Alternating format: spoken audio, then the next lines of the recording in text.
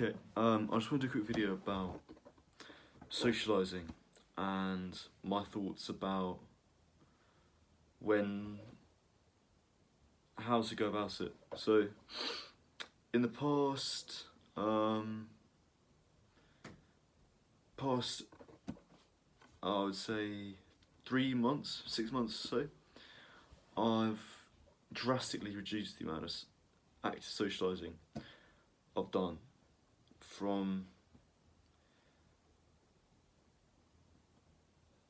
seeing people every day, in some context, to there being some days where I literally don't speak to anyone. I don't really say anything because I'm just on my own, doing my shit. It really is.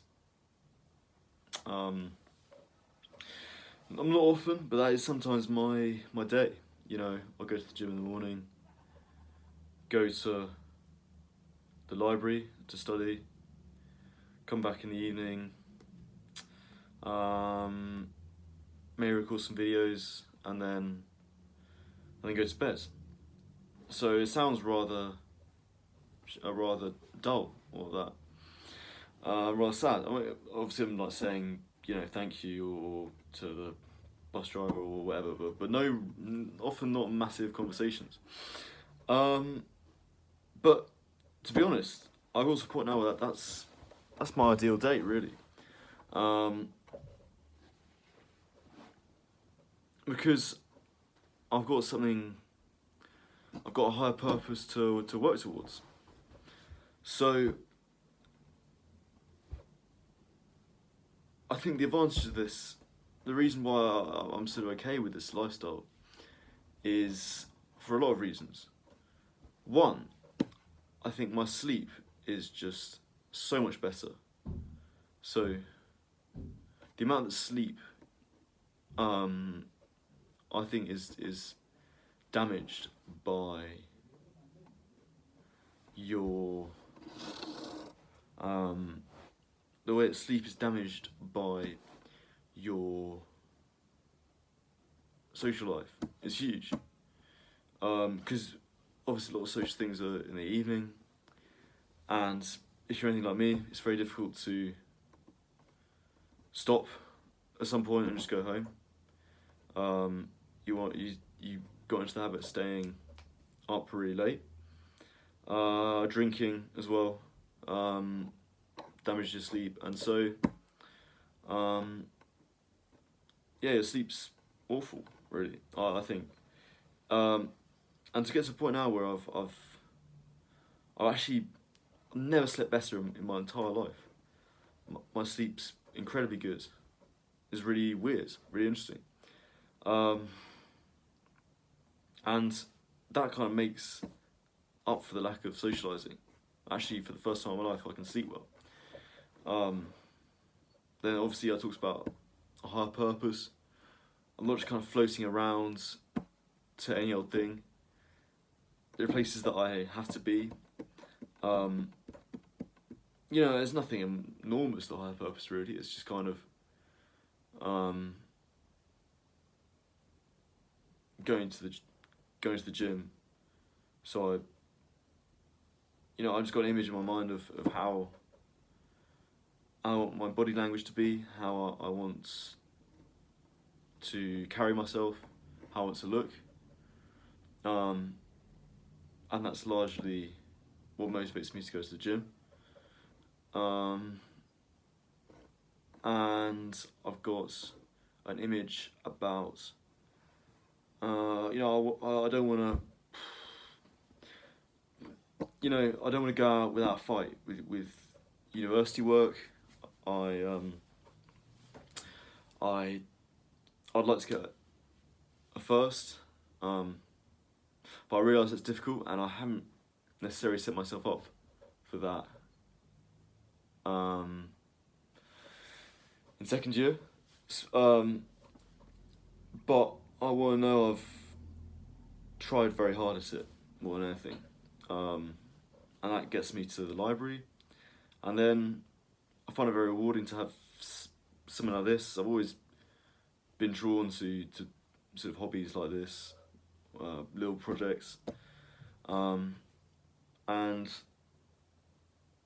all those individual things are kind of serving wider purposes, rather than just going to things for the sake of it, like floating around, socialising without meaning. Then the other thing we talked about is alcohol. I think alcohol has a huge impact on, like, I'm at the point where I don't really drink at all. I mean, last time I drank, I think, was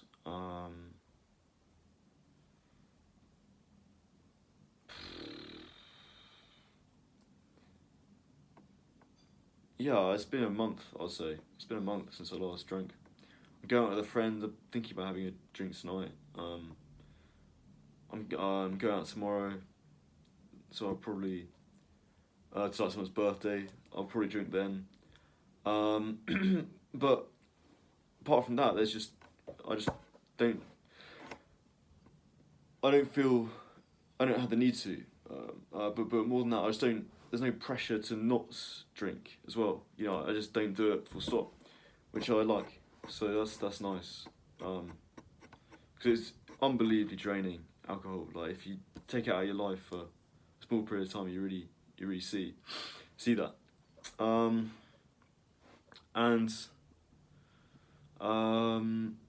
Yeah.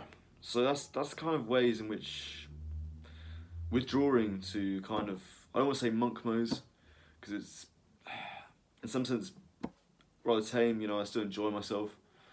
I work at a nightclub, so I'm not exactly going to bed at 9 o'clock every morning, waking up at 6 o'clock. But it's what it feels. It's a good way to describe it, I think. This kind of life, when I think about how my life's different and withdrawn. And the other thing is, so this is the really interesting thing, is that when I do socialise, I think I'm much better company. And it's not only because maybe I've had time to. It's weird. I've always been rather conflicted about whether I see myself as extroverted or introverted, because I really find socialising so interesting, and like human interaction, I really find stuff fascinating. But I do definitely get exhausted as well by social interactions.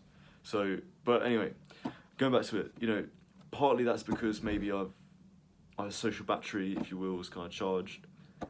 But also, I think when you're doing stuff for a higher purpose, then when you do socialise, you're just a more interesting person to be around, because you've actually got stuff to talk about.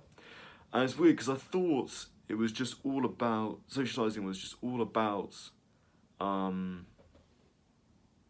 essentially, practice, if you will. So, like, the more you socialise, the better you are at it. And to some extent, that is obviously true.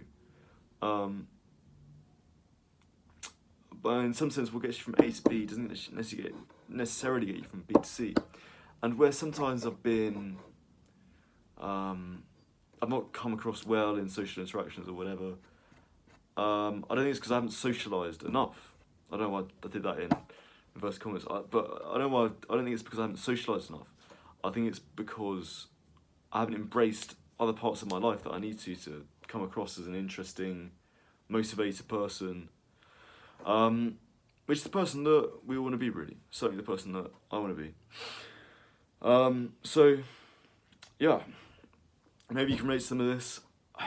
It's funny, I do get lonely at some points, but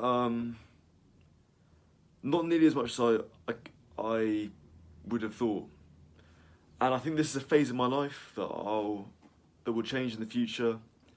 I'll probably, get into work full time. I want to work with people, and stuff. And I think I'll probably meet more people who are on this kind of, into this kind of lifestyle that I've started following. So I think I think I'll become less sort of lone wolf in the future, which I think's a good thing. But for this period of my life, I think it's really good.